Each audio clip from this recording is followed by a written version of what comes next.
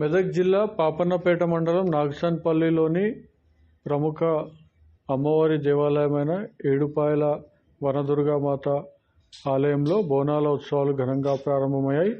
ఈ సందర్భంగా అమ్మవారికి అన్ని రకాల కూరగాయలతో ప్రత్యేకంగా అలంకరించారు. భక్తులకు అమ్మవారు శాకాంబరి మాతగా దర్శనమిస్తున్నారు. పెద్ద ఎత్తున భక్తులు ఏడుపాయలకు చేరుకొని అమ్మవారిని దర్శించుకుంటున్నారు.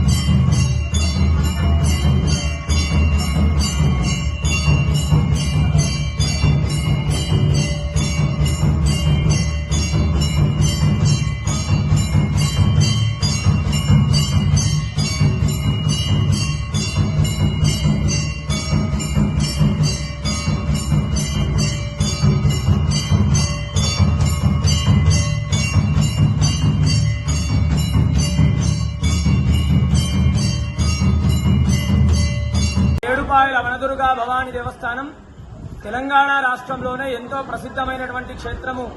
ఏడుపాయలు మంజీరా నది 7 పాయలుగా చీలి కొండ రాళ్ల మధ్య గుట్టల మధ్య పచ్చని చెట్ల మధ్య ఒక బండకు స్వయంభుగా వెలిసినటువంటి తల్లి వనదుర్గా అమ్మవారు.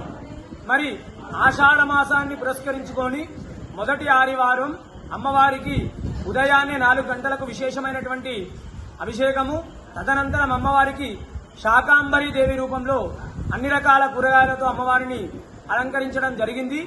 ఈ యొక్క అమ్మవారిని ఆషాఢ మాసంలో అలంకరించడం వల్ల లోకమంతా కూడా సస్యశ్యామలంగా, అందరూ కూడా క్షేమంగా, పాడి పంట వ్యవసాయము అన్నీ కూడా అధికంగా లభిస్తాయి. అదేవిధంగా ఆషాఢ మాసం లోపల ఈ యొక్క శాకాంబరి అమ్మవారి అలంకరణ చేయడం వల్ల వచ్చేటువంటి వ్యాధులు గాని అన్నీ కూడా తొలగిపోయి